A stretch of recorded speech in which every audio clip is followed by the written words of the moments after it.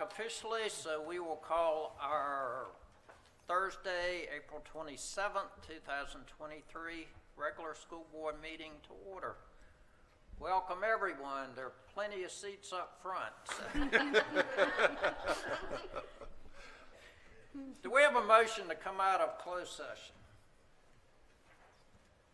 Pursuant to 2.2-3711 of the Whoa, just a motion, then we'll do a certification. That's what I'm reading. I move that the school board, having been in closed session pursuant to a proper motion, come out of the closed session. Do we have a second? Second. I'd say. Any discussion? All in favor signify by saying aye. Aye. Opposed, no? Aye. Motion carries. Now certification. Okay. Pursuant to 2.2-3711 of the Code of Virginia, I move that the Franklin City School Board convene. Second page. Closed session. Good My time. apologies. Wrong page. I apologize. Whereas the Franklin City School Board has convened a closed meeting on this date pursuant to an affirmative recorded vote and in accordance with the provisions of the Virginia Freedom of Information Act, and whereas Section 2.2-3712.d of the Code of Virginia requires a certification by the school board that such closed meeting was conducted in conformity with Virginia law, and now therefore be it resolved that the Franklin City School Board hereby certifies that to the best of each member's knowledge, one, only public business matters lawfully exempted by Virginia law were discussed in the closed meeting to which this certification applies, and two, only such public business matters as were identified in the motion convening the closed meeting were heard, discussed, and considered. Thank you. Do we have a second? Second. Any discussion? All in favor signify by saying aye. Aye. Opposed, no. Motion carries. We would like to welcome everyone, and would you stand for the pledge, please?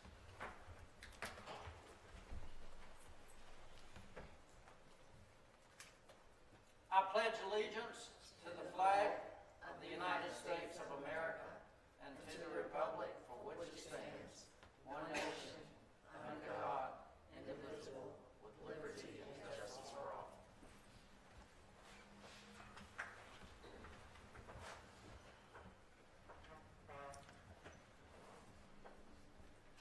I believe we have one motion from our closed session. Do I hear that motion?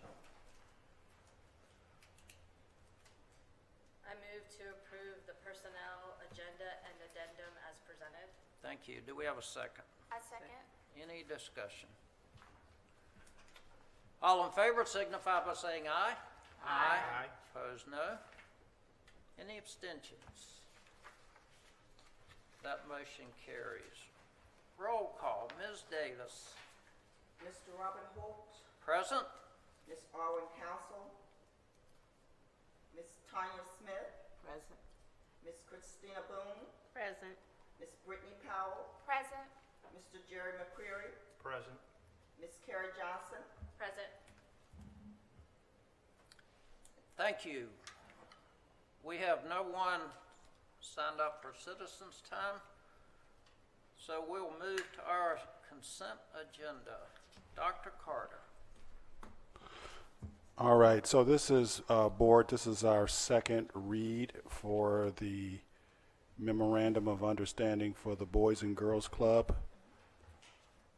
And so I would like to make a motion for the Board to approve the Memorandum of Understanding between the Franklin City's Public Schools and the Boys and Girls Club of Southeast Virginia. Do we have a motion to approve the Memorandum of Understanding? I move to approve. Thank you. Do we have a second? Second. Any discussion? Yes, is this for a designated period of time, or is it open-ended? It's just open-ended. Dr. Carter, as I understand it, we've worked with them for quite a while, but never had an official memorandum of understanding. Is that correct? That is correct. Okay, and this, the purpose of this is to tighten that up.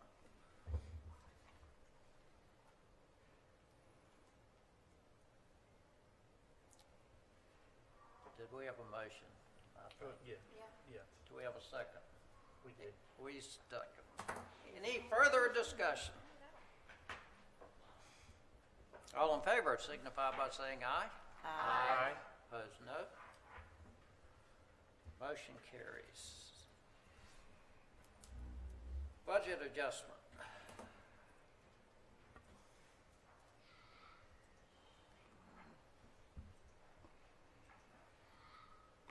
Okay, so you see here where you have Title III, Title IV, Perkins Grant, School Improvement Grant, which will I explain. So basically, Title III is our L, English Language Learner. That's primarily the grant. And you can see we have a revenue increase of $47.68. And then you also see another increase of $47.68. For Title IV, you see a revenue increase for $1,440.64. For Title IV, there's, and you can see as another one for the same amount.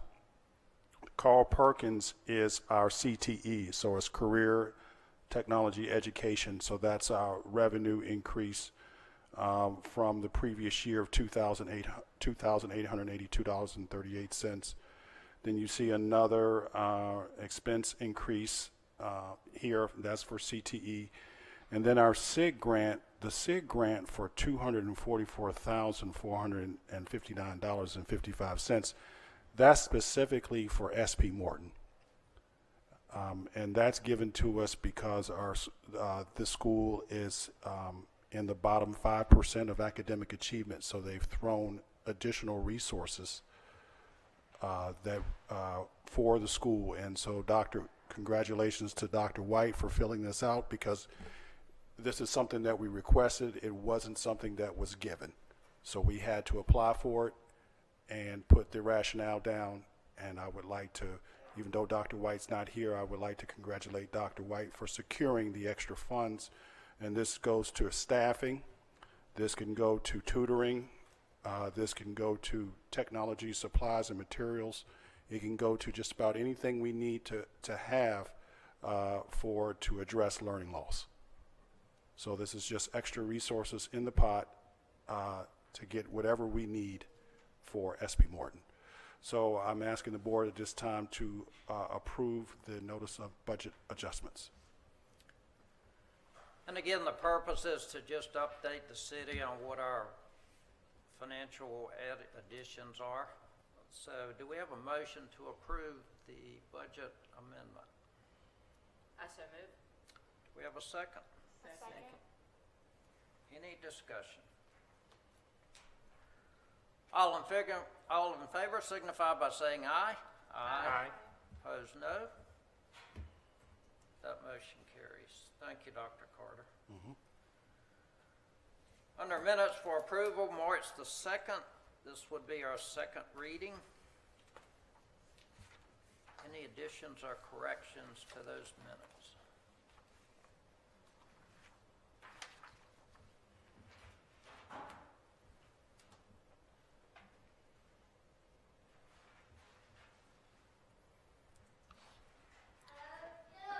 Do we have a motion to approve those minutes as presented?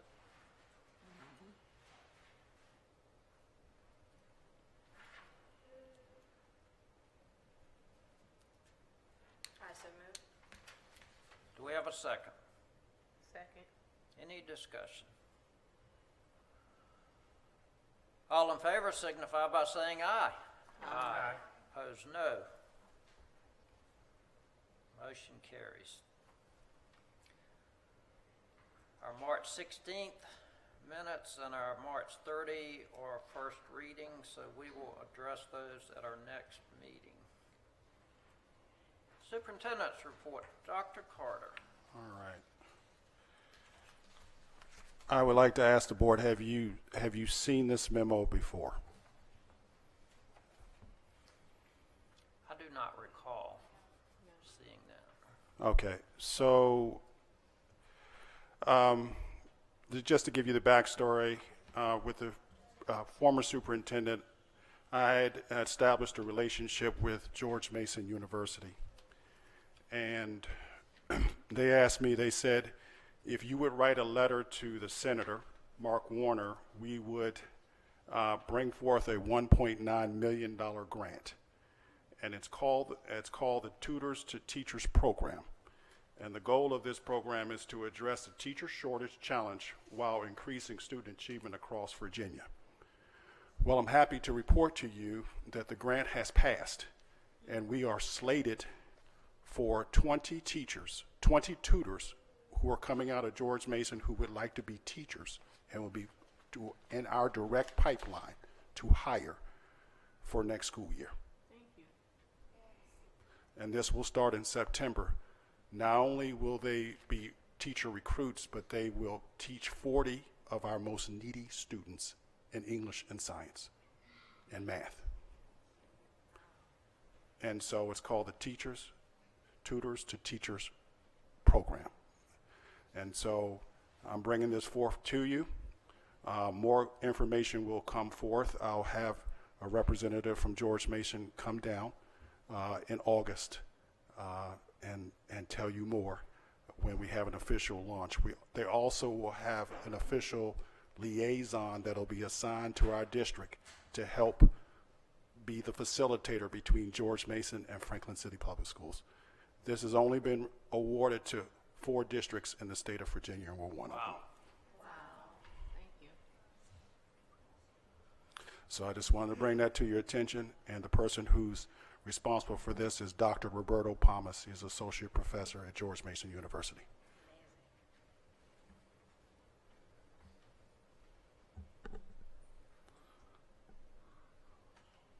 So nothing for you to do right now, just let you know that it's coming. Okay. Yeah. All right, so the ADM,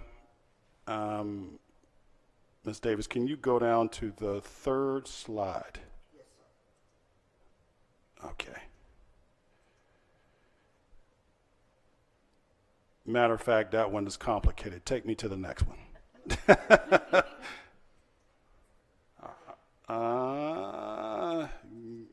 For some reason, it's not giving me. Take me to. Is that all the slides I have? Let me see, I think you might have, that's it. So go back up one more. No, go back to the second slide. There we go. All right. That's the slide I want. Thank you so much. I'm sorry about that, Ms. Davis. So, as you can see, last year, we had, year 2022, we had roughly K through 12. Our pre-K students are not in this total. So we have 939 students in 2022. And this year, K through 12 is 965.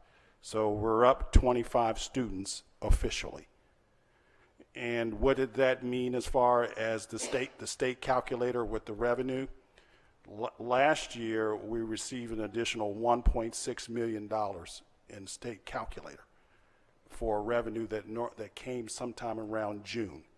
So we're hoping that with the additional 25 students, that would mean even more revenue that would come to the school system as our school population grows. So it's very important that we continue to tick up in our enrollment. So this is a very good sign, and we want to have a growth mindset that every year we will continue to grow our population as they continue to hear about the wonderful things that are happening in Franklin City.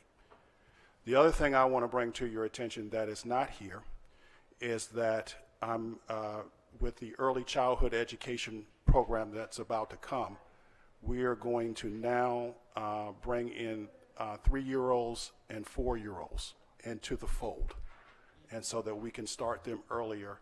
And I'm going to hire another teacher for pre-K because we still had students out there that we had a waiting list and we could not bring them all in.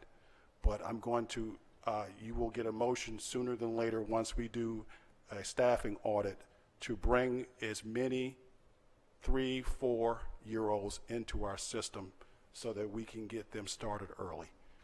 So I just wanted to let you know that K through 12, we are ticking up, and that we have approximately about 1030 is everyone in our system. That's from pre-K to 12th grade. But unfortunately, we don't get credit for the pre-K students, even though we have to fund and staff it. But that's just how the state works. What are the number of claims? Where are you looking at right now? Of their tuition reimbursements? Oh, the number of claims is basically how many the students that are out there. So they're claiming. So you see where it says 7 right here, 8 right there. That is the students. Those are the students that we have claimed for special ed regional reimbursement. So they may go to CSEP, they may go to some other district, and we're claiming them because we're paying for them. So we have one fewer this year. Yes, which is very expensive. Yes, it is. Do you think that increase is proportional across all 3 schools, or is one school more than the other? Do you have a feel for that? Yeah, the growth is in the elementary school. Okay. The growth is in the elementary school, which is positive, Right. because and we just had 10 more students enrolled in the middle school 2 weeks ago. We had a 10 student increase. So primarily, it's happening between elementary and middle, is where the numbers are increasing. You mentioned the pre-K, 3 and 4 year olds. What's the benefit of that at that age? Because it's counterintuitive to me, but I'm Okay. asking. All right, good question. So word recognition, when our students are already coming in pre-K at a deficit. So when we take the PALS, which is the phonics test, it tells them on word recognition that they're already behind what they say an average 3 or 4 year old child should know. And so the earlier we get them into our school system and begin to teach them, the better off we'll be for the SOL test and not already starting in that learning deficit. Some of our pre-K students are already, or kindergarten students are already in the deficit when we test them for our PALS test. That's our reading test for them, phonics awareness. Yes. Can I speak to this just for a second? Yes. So, if I might, I was surprised to learn when I first started, even though I'm in education, the amount that children don't know. And like you said, it's counterintuitive because when they're that young, they should be out playing and learning through play, right? And I guess I took for granted how much I learned when I was younger through play. But when you're not in an environment where that is offered, then you don't get that learning. So if there's not print in the environment, if there aren't books, if there aren't magazines, if you don't have individuals in the environment that are pointing out things in the house or in the environment, like this is brick, or this is a tulip, or this is whatever, then they're not getting that. And I had a perfect example this week in my class, and I now teach adults, many of whom stopped at elementary school. On the spelling list, this week I had tulip and daffodil and forsythia, and I showed pictures. Those were 3 of the words. They didn't know what they were. So I had to pull up pictures to show these grown people what they were, and they looked at it and they go, they're flowers. But their vocabulary wasn't any bigger than that. They didn't have a vocabulary to know what a tulip was or what a daffodil was, much less a daisy or anything else. So to get these younger kids in, it's sometimes their environment isn't such that they're learning innately like you would expect. And they're still getting that play and they're still getting that socialization, but they're getting the exposure to that vocabulary and such that they need so that they can be successful when they get to the kindergarten and first grade level, so that they can be on par with peers. Right, right. Yeah, I understood. Yeah, I guess it was the need part that I didn't understand. Yes, Thank yes, it's definitely a need. The sooner we can Sure. bring them in, the better off we'll be. Right, now I understand the reasoning. This is why Smart Beginnings, Children's Center, Head Start began, because of that. And our kindergarten teachers can tell the kids that were in those programs and those that weren't. So, thank you, Dr. Carter. Any questions? It's always good to see enrollment go up. All right, so I wanted to present to you this article where it says Virginia relying more heavily on provisionally licensed teachers. And I want to scroll down, and I want to stop right there, Ms. Davis. Table 5.3, divisions with largest increase of out-of-field teachers. As you can see, Franklin leads the state of Virginia with teachers that are out of the field. And so this is the challenge. So you can see pre-pandemic, we were at 4%. You can see 2 years later, we're at 35%, the turnover, which was a change in percentage of 32%. And so that puts us, unfortunately, not at the number one data point I would like to see. But this is where we are. So this is the work that we have to do. So we have to build our labor force. We can't continue to have high turnover. We have to look at the teachers that have the will, and we will definitely put the skill with them, but they have to stay with us. And those who don't have the will, then we'll ask them to please find other employment somewhere else. But we have to reverse that trend and get back down to 4% or less, because we can't gain ground. And if I would also say with our school administrators is the same phenomena. We've had a tremendous turnover. I'm SP Morton, if the same administrators returned next year, will probably be the same first time that was happening in about 4 or 5 years. And so how in the world can you get traction when there's no consistency? And so this is what ails us. This is the heavy lift.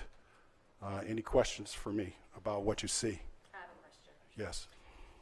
When it says out-of-field teachers, are they using that synonymously with provisionally licensed teachers?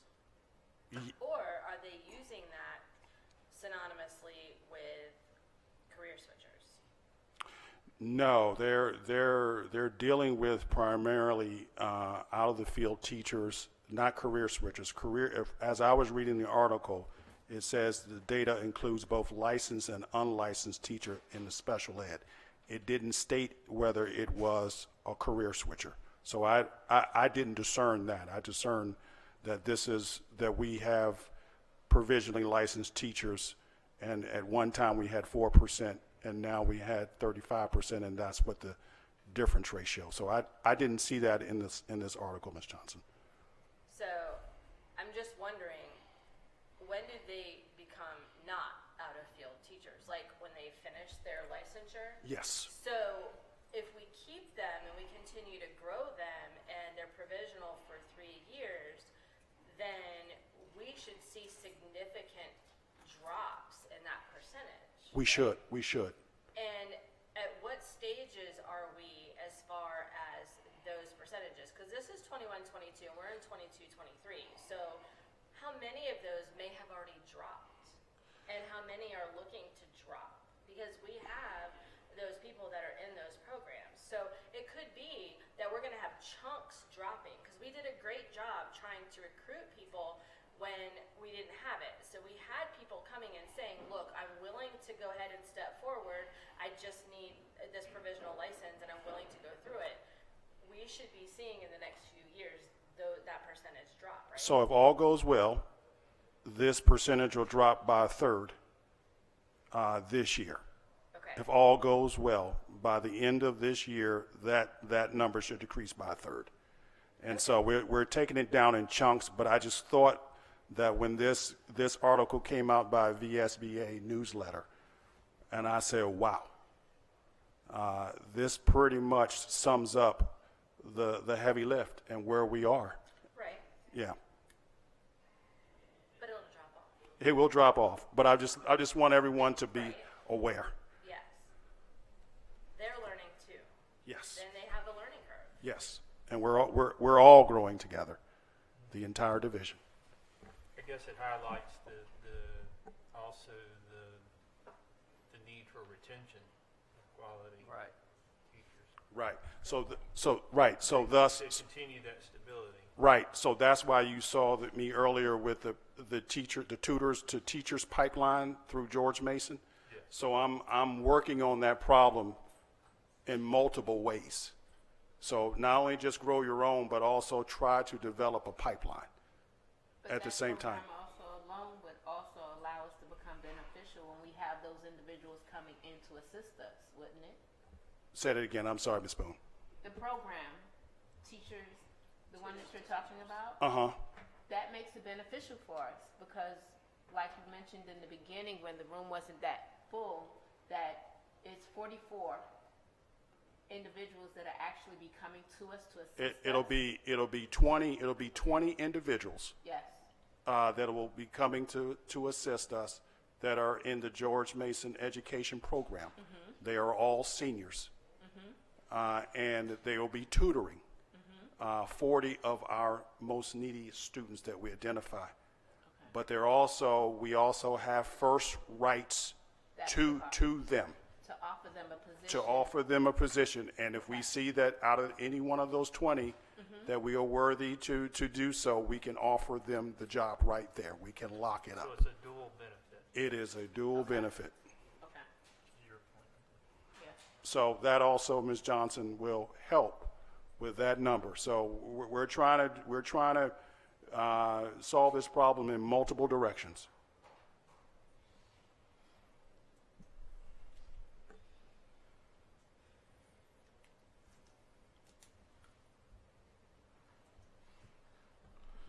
Okay, so strategic plan. We need to have a strategic plan. I looked, and please correct me if I've misspoken, but I've looked back and I didn't see an approved strategic plan since year 2015, 2016. So we have approved by the board. And if I'm speaking in error, please let me know. But if not, it's time for us to reconstitute our strategic plan, and we will have a committee. And what I would need is 2 board members to volunteer to be part of this committee. I wouldn't I mind. would, It's good. I would like to. Okay, And I would like to. okay. Did you volunteer? Ms. Johnson volunteered as well, but But we if can. you're looking for 2 and they would like. Well, the thing about it is, if the 3 of you are there, then it becomes a meeting. Right, that's right. So that's why I would love to have 3. That, Okay. I'm okay. Are you okay? I am. Okay. So, If something happens, then you have an alternate. yes, would you mind being an alternate? I do not mind. Thank you so much. So what we'll do is, just to let you know, board, I'm going to hire a consultant to facilitate this process because for numerous reasons. 1, it'll be over a 3-day training. 2, it eliminates me dominating top down. And then I will be able to get hold of all stakeholders. So you'll have business leaders, you'll have parents, you'll have students, you will have people that are school-based administrators, you'll have some central office administrators. And then we'll all come together, and over 3 days, we'll put together the plan. And for first read to the board sometime in June or July. And then we'll move forward from there. So that's pretty much how we'll start. But I just needed to know in May 1st, I will have a proposal to me by some consulting firms to help me put together the strategic plan. So you see the overarching goals. All schools will be fully accredited, retaining and recruiting highly qualified teachers and staff, increase parent and business community engagement, renovate and maintenance of school facilities, exercising fiscal responsibility, expansion of career educational programs, increase dual enrollment programs and local community colleges.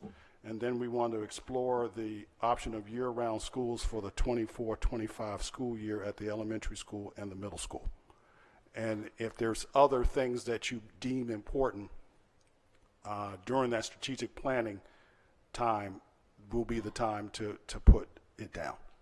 And so that we could have a solid work plan to move forward. Any questions from the board?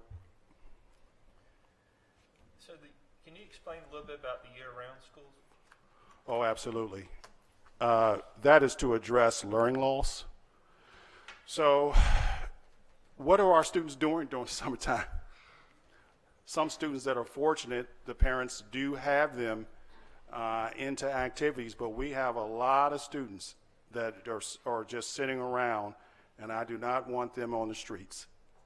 And so the year-round schools will look something like this, Mr. McCreary. You probably have, after every 9 weeks, 2 weeks off. It's like an intersession. And then school will start again. And the teachers will have their regular breaks. They'll have their Christmas break. They'll have their Thanksgiving break. They'll have their spring break. It's just their summer break is broken down because we have an 8-week summer. So it'll be broken down into 4 2-week intersessions. So we can cut down on the learning loss for the kids and keep them off the streets. And they're not doing, in my estimation, this community needs that sorely. Will there be, I guess, feedback though from families? Oh yeah. This is all, and right. And this is all part of the strategic plan. That's why we get the feedback from the families, the community leaders, because it affects everyone. Right. And so we'll see how it goes. But that also will be a survey. It'll be a lot of data before I bring that forth. That's why I'm projecting 24, 25. Okay. So we're talking at least 18 months out. Right. Okay. Thank you.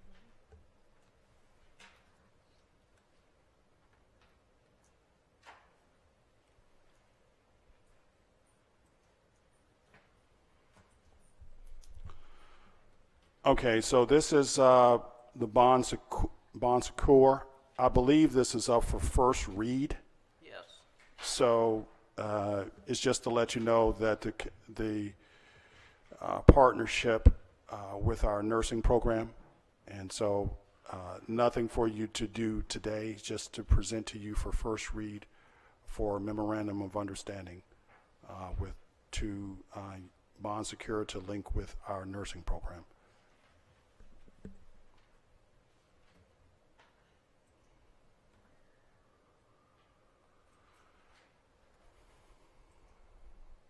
All right, we had quite a day. The Franklin City Schools free health event. That was April 18th and 19th that just passed, and the 20th. And we had a ribbon cutting ceremony, and you can see that the services are for school sports. It can have physicals.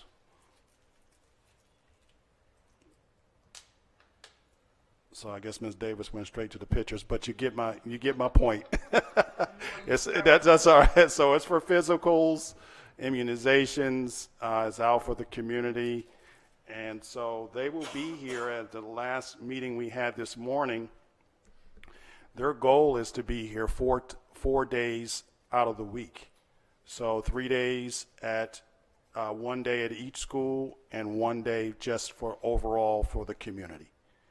And so, Ms. Boone, would you like to, Ms. Powell, would you like to elaborate on this? Yeah, I can.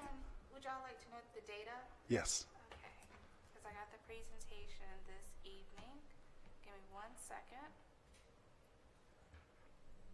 And while Ms. Powell is bringing that up, Ms. Davis, can you go back to the first slide? Or, Bus? yes, Okay. because some people didn't have an opportunity to see all the services that it provides. I was gonna show the pictures of them inside the bus. Do you Oh, want to see it? yes, but go ahead, Ms. Powell. So in short, we saw a total of 27 patients. VDH, we vaccinated 13 children, given a total of 33 vaccines, which consisted of HPV, meningococcal, Tdap. We also did a couple of the Bright Start children. We did some of their vaccinations. Also completed 8 Bright Start physical exams. ODU connected 2 children back to CHKD for a specialist, assisted with 2 high-risk children with physical examinations and vaccinations. We did 3 adult physical exams and vaccinations. And we did 8 other physical exams, including sports physicals. All of these services were completed with the help of 61 faculty, students from several programs, as well as the local VDH team. Thank you, Ms. Powell. And so you can see just pictures of the day. Just go ahead and scroll through them, Ms. Davis.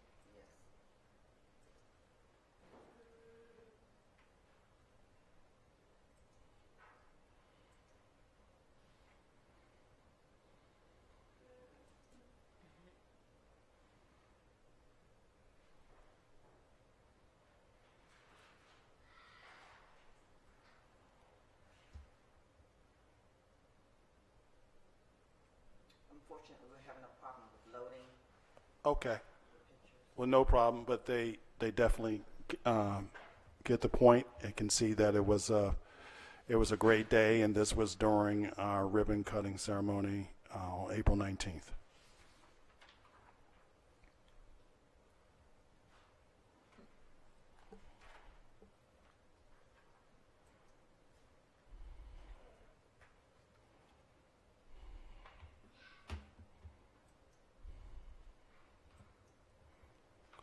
Okay, I'm going to continue to try to bring the good news. We have enough money, board, to stipend the teachers and staff across the division one more time. And so my plan is when they turn the corner in August, by September 15th, they should be able to get their teacher, or they should be able to get their stipend. So if you're a teacher or administrator, it's $3,000. If you are support staff or central office, it's $2,000. And so we were able to dig deep and find some money to stipend to, again, have push to show that our teachers are appreciated. So scroll down, Ms. Davis. There was one more slide there. Or maybe it did leave, but No, it's 2. It's just that one and the, okay. So I guess the rationale was taken out, but that's pretty much the rationale. So we were able to, my stint as financial director, I was able to dig deep and find some extra money for our staff, and so that's pretty much the application. That's the rationale. Any questions?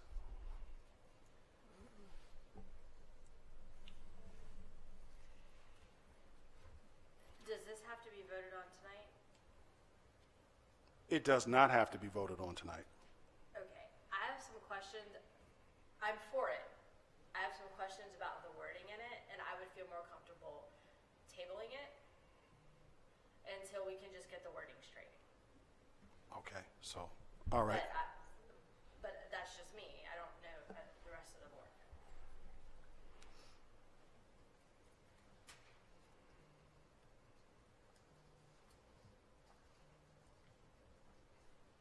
there a particular, Ms. Johnson, wording? Yes, because it says for all other employees, and I think at one time before, the board was bitten by that. Up here it says staff, and here it says all other employees. And I think staff is talking about like our bus drivers and cafeteria staff and our custodial staff and all of the people who work daily with our children. Okay. All other employees include a lot of other people. And I think the phrase all other employees may be too broad. I see what you're saying.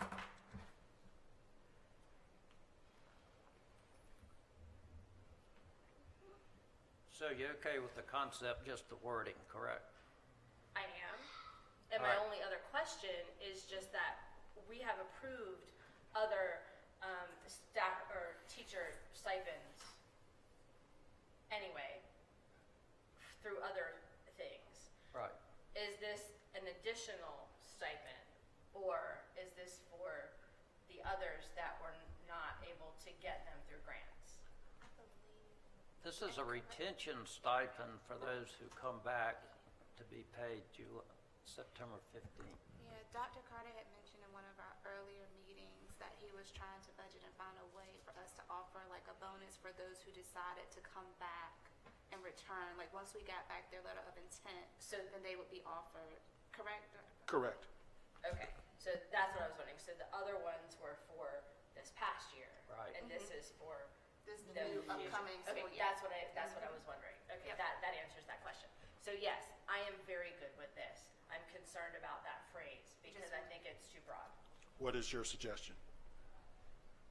I don't know. Do you wanted to? All right, we meet in 1 week, so let's use that week to tighten up the wording. Right, and if we needed to pay it before then, because I'm not sure when you wanted to do it or whatever. September And we 15th. needed to. September 15th. Oh, It's a long way away, Ms. We got Johnson. a minute, okay. Yes, Yeah, we so got a if minute. we I'm need to ju- pull the board and clean it up, that's fine. Yes, yes. And see, this was the language from the original grant. Okay. So that's where that came from. So I just told her to just paste originally where it came from. Okay. But good So, questions. are you asking for it to be placed in a chart format so then they'll know who specifically is going to? No, I'm just asking for the language to be more specific and not so inclusive, so that it is clear who is to Get the money. Receive it. receive it. So more along the forms of a chart, where if it's maintenance, if it's however it is what I'm asking. Because you're asking. There was a way that it specific. was written before, and I don't know where that is.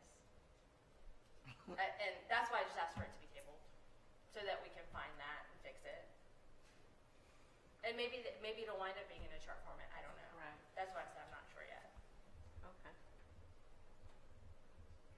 So do you want to make a motion, Ms. Johnson? I move that we table this, please. We'll table it for 1 week, okay? Do I need to revise my motion? I moved to table this for 1 week. I second. We have a motion and a second. All in favor, signify by saying aye. Aye. Aye. Any opposed? Any abstentions? We tabled it for 1 week. Thank you. Roofing, Dr. Carter, one of your favorite topics. Oh, man, this has been a journey and still ongoing. Okay, so to give you the backstory, I had to recently replace our vendor because the numbers were $1 million for this roof and $1 million for that roof, which really didn't make sense because each building, first of all, is a different size. And there may be different areas of concern. So just arbitrarily $1 million here and $1 million there didn't make sense.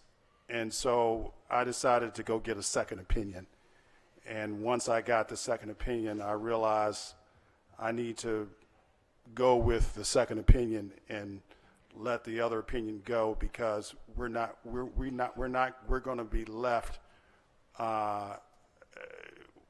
with not the true story, and I'll just leave it at that. So, Ms. Davis, slide down. All right, so you see SP Morton Elementary. You see everything that's in red. That's phase one. Phase one and phase two means year one, year two. So it's going to take 2 years to repair the roof at the elementary school. And everything that's in the red means that that's what they're going to work on immediately. And that's the most critical parts of the roof failure. So that's where the roof needs to go all the way down to what they call the deck, and totally replace it. They can't coat it, they can't patch it, it needs total repair. And so everything that's in the red is there. So then phase two is everything in the yellow. That's something that they can patch, they can put an additional coating to stop the leaking. You see Franklin High School, which is a little bit, the condition is worse. So you see it has to be repaired over 3 years. And so same thing, over there by the vocational wing is where the building is in its most critical need. And then the yellow, and then you see the green. So there's a 3-year period for the high school. Next slide, Ms. Davis. As you can see, this is the cost estimate for each school. And so the bottom line is when we were estimating at $2 million to fix both roofs, really it's between $4.147 million and $4.77 million. For both roofs. Yes. So we're off by over $2+ million on what it really costs to fix Franklin High School and SP Morton. So what we've done with the city, because the city has taken out $2 million for the loan, is that we have to fix it in phases, and we'll do phase one, and then this is going to be a 3-year capital improvement budget. Next slide, Ms. Davis. And you can see this is just giving you another picture of what needs to be done. As you can see, the phase budgets, what has to be paid, and the work has to be done. And again, it's just breaking it down for you. Any questions? How will this roofing project affect the students during the work? The elementary school, they're going to do this work over the summertime. And the high school for those 2 red areas. The other areas, they said they can actually do the work while the students are in school, the patching, but where there's red, the school has to close down. So he said they will start working on the elementary first, because he said, what if I can't finish both jobs over the summertime? I told him to start with the elementary school first, and if the high school has to go virtual for a couple of weeks, then that's what we would have to do. I mean, really, I think that's the band room, if I'm not mistaken. It's the CTE band room, TE, and the band room. And so the fumes, because they got to go all the way down to the deck. Yeah. You're going to have an air quality control problem.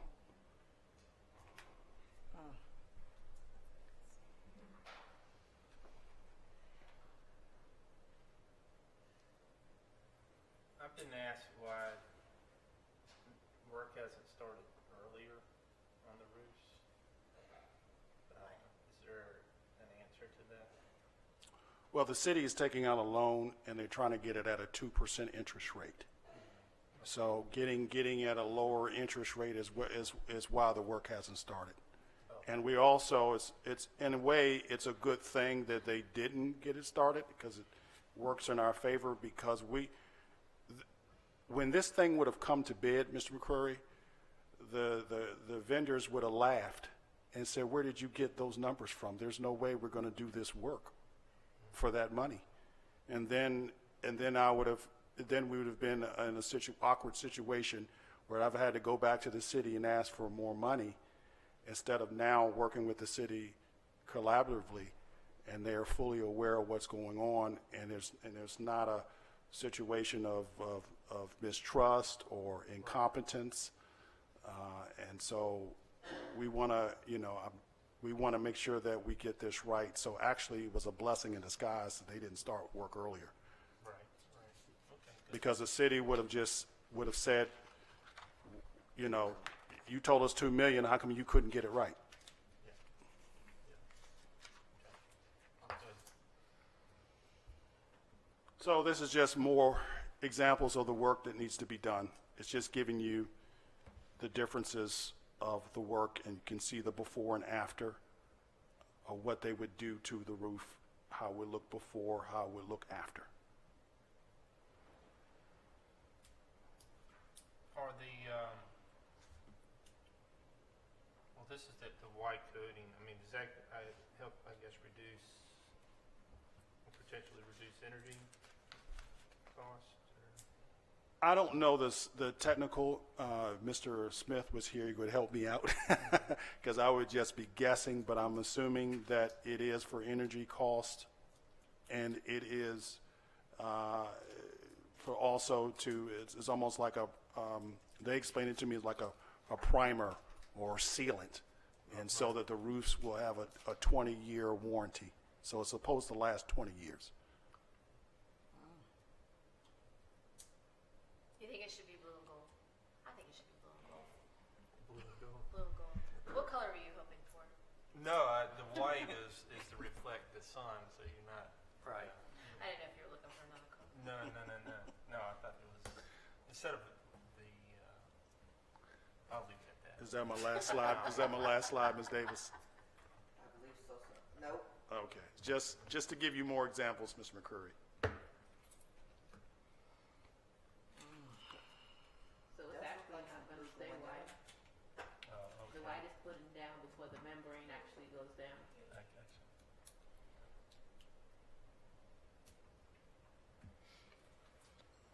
All right, I think that's our last slide, Ms.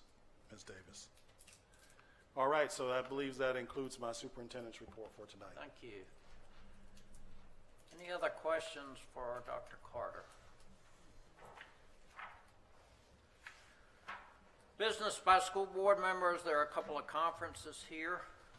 If you're interested, I think you can do both of those virtual. The third one's already completed.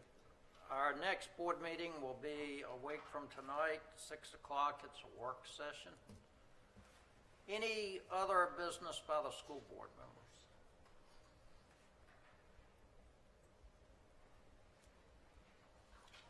Do we have a motion for adjournment? I motion to adjourn the meeting. We have a second. Second. All in favor signify by saying aye. Aye. Aye. Opposed, no. We're adjourned.